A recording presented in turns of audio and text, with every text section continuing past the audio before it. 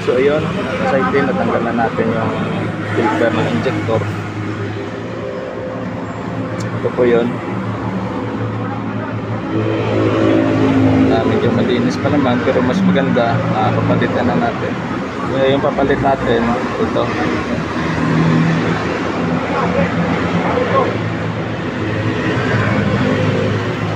Ito po yun. Ito yung luma. Ito po yung luma, medyo marumi na. Ito po yung bago.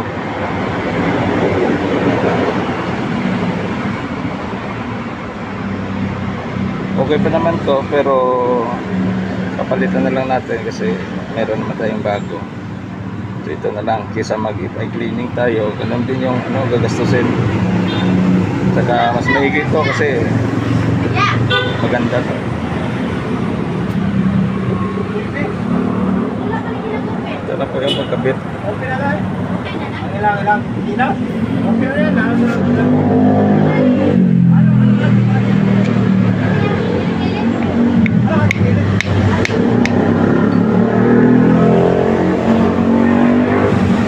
Ayan, bagong ulit. Babalik natin yung o-ring.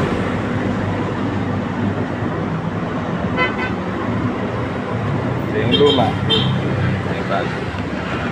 So magbubukas tayo ngayon ng throttle body.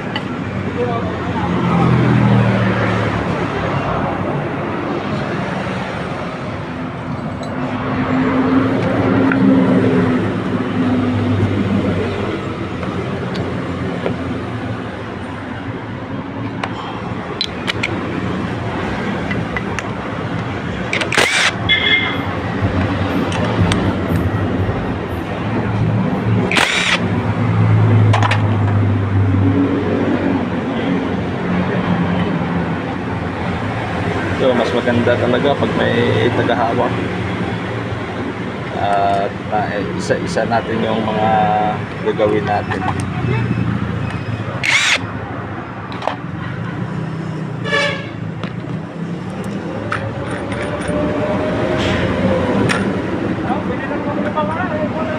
Ayun. Ayun po, napakarumi na ng itong body kaya yung minor niya mababa. So ito yung lilinisan natin.